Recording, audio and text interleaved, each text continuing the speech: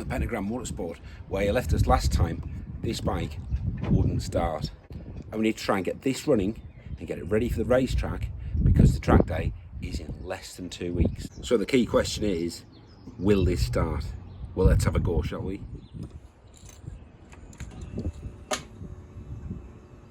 Since last time I've been messing around with the gearbox, and you can see we now have a neutral light, and I don't know if you're able to hear, but the fuel pump is running as well.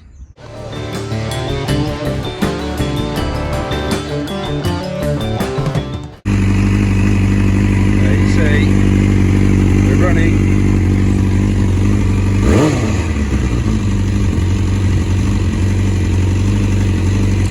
Next thing we have to do, obviously, is change the chain over. So I've got some new sprockets and a new chain, and we'll get on with that now. And the other thing that we need to do is turn this from a street bike into a track bike. We will start by removing the rear wheel. There we go. Rear wheel's removed. Shiny rear sprockets on. Now we've got to get right in here and get this front one changed. So both lovely new shiny sprockets are on. Next thing to do is to get the chain on. So what we're going to do is we'll feed the chain through here over this sprocket, and then what we'll have to do is put a split link into it and join it together. I'll show you how the chain routing tool works that does that. So just a quick word about chain maintenance before we fit this new one. This one here on the left is the new one, and you see how shiny and supple it is. The old one here is obviously, the bike's been kept outside by the previous owner, so you kind of forgive it that, but you can see the amount of corrosion that's on the chain. There are ways and means to prevent this. There are products on the market like this that will clean the chain, and then there are products like this which can then be used to lubricate the chain afterwards. These are all made by a company called True Tension, who we swear by all of our bikes we use these products on. I will leave a link in the description to where you can get these products from. So this is one of the other products that do, which is Link Monkey, and we're about to use this now to join this new chain. So it comes in the kit with this little split link, but in order to put this onto the chain, you need a riveting tool which will spread these out and will hold it onto the chain. And I think that is the link that actually failed on the old chain. Wheels back on, new chains on, new sprockets are on. What I now need to do is lubricate this chain properly so that it will actually last and won't go like the other one did. This could not be easier, it will only take 5 minutes. So the True Tension comes with this mortal grime guard, which you cut to size, and then it sits on the back here, and you see how dirty it is because ours is getting used all the time. So this stops you getting any chain lube on the brake disc, because obviously that isn't ideal. And then you just give it a spray with the lube, obviously all along the chain, all around the chain, and then spin the wheel. So I've got that split link there, and I'm going to send it all the way around, and it'll come back to that split link there. This stuff is absolutely lovely. It actually smells like, you know, them foamy banana sweets. It's delightful. So this is the bike as it now stands. Obviously it's still road spec, missing its fairings here, but it's still got its lights and everything on it. So we're going to transform it with the aid of this track fairing kit, plus this tail here, which is from a later K1. And hopefully by the time we're finished, it should look a lot more track ready.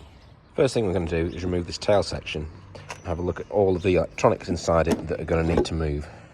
So in here we've got the wiring for the quick shift, and we've got various of the wiring, and then if we get this seat off, we'll see there's a battery and other wiring in here. The seat itself comes off really easily.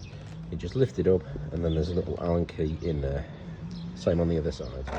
Lift the seat up, it exposes the battery, the engine management system, and there's various bits of wire and loom along here, and relays that are hidden under here. So I think the next thing we're going to do is pull these plastics off. With a couple of screws out of there, we can now lift this plastic fairing off completely, and we can see down there all the wiring and relays that are hidden away, including this. So this is the new tail from the later K1. I've undone all the bolts on this, and I'm going to pull the plastic off this as well, because what we're going to have to do, where all the wiring is on this, we'll have to obviously cut it off on these zip ties, remove it from here so that it can stay on the bike whilst the frame comes off. We'll put the new frame on, and then we'll reattach it in the various places that it's attached, and then we can put the new style fairing on the back. So one of the other things that we're going to do is remove the tail light assembly before we move this. So we'll feed the wiring. The wiring is now, is to disconnect that connector block. This is the wiring for the indicators, so I've already disconnected that. We're going to be deleting the indicators, but I want to retain a brake light. When I pull the brake lever, I would like this to light up. So we'll get this off now. So that's the frame of the new one sitting on there. You'll notice we haven't got the plastics in there yet because we're going to have to modify it slightly. This little piece here is getting in the way. It's fouling on the top of the suspension unit. So we're going to have to slice this off, and then the whole thing should fit.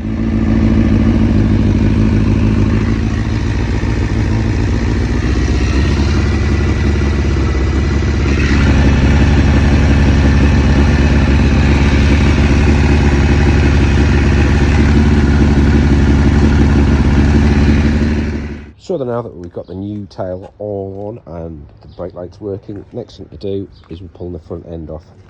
So we're going to remove the headlight and put on the lightweight race fairings. We've already removed the aero screen and the mirrors. You're not supposed to run mirrors on track day.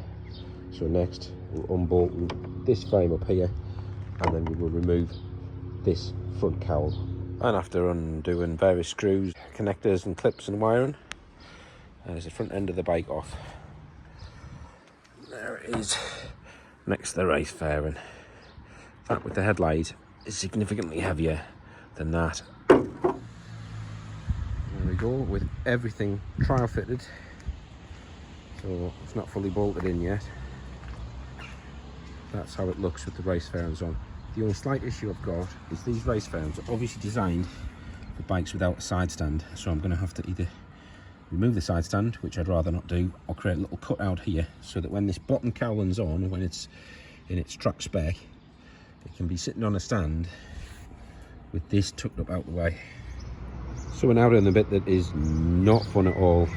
I'm going to drill out all of the holes so we can put the screen on there, and then I need to enlarge these holes so I can clamp that up to there, and then I've got holes to drill down here and holes down the bottom, various places in the fairing. Trust me, this bit's horrible. I really don't want to make any mistakes, so I'm just going nice and slow and steady. So with all those holes drilled, that's the top screen and the mirror mounts on. The mirror mounts hold it onto this bracket here. However, because it's a track day, we're not going to go with mirrors. We're going to leave the mirrors off the bike for the moment. We now have some further holes to drill, so the next set of holes are about here. I've given it some long hard thought, and I don't think, given that this needs to be a summer bike for the road as well as the track, that I can live without a side stand. So I'm going to have to cut out a section of these track fairings. Measure twice, cut once. There we go, we've cut out, we've got the side stand on, belly pan fairings all on, and we've even got a registration plate. Now, I don't know if you'd noticed, but there is a slight paint match between this new tail section, the fuel tank, and the new fairings. So we're going to try and do something about that today. And the way we're going to do it, we're not going to paint these, we're going to attempt to wrap them. So let's see how they come out. First thing we're going to do is clean all this off, get a lovely, clean, dry surface for us to start with. And we'll pull the seat pads off as well, so we can get the wrap tucked nicely into there. First thing I've done with this is actually remove it from the bike, because I think it'll probably be easier to work with because it's not physically attached. So that's the first section on. This is the first time I've ever used vinyl wrap, so I figured I'd do it in sections. It's actually quite easy to work with. The colour match of the blue, I don't know how well you'll see on camera, it's not quite exactly the same colour blue, but it's pretty close. So I'm going to wrap this section, this tail piece here, and then I'll do both sides, and then I'm going to do the top section of the fuel tank, so turn this red to blue. So here we have it all ready to go. So I'll stick it up. It's got its race fairings on. You'll notice that it's now wearing a brake lever guard. For track days, these are essential. We've got no mirrors on there, no lights other than a brake light. Now this, believe it or not, is still actually road legal to ride in this condition. You don't need mirrors for a motorcycle, and you don't need lights if you use it between dawn and dusk. I haven't done much regarding video in the wrap. What I will say is, if you want to have a go at yourself, Don't expect brilliant results. This wrap is not great, but it's blue, so the tail now matches the front fairings. I'm going to leave the tank as it is, and I think at some point I will end up painting the whole bike. So that's the bike ready to go, and this thing absolutely flies. I took it for a quick test drive, and what it did was put on its fuel light, so I think it's going to be quite thirsty come Friday. So join us for the next video to see what this thing's like actually on the track.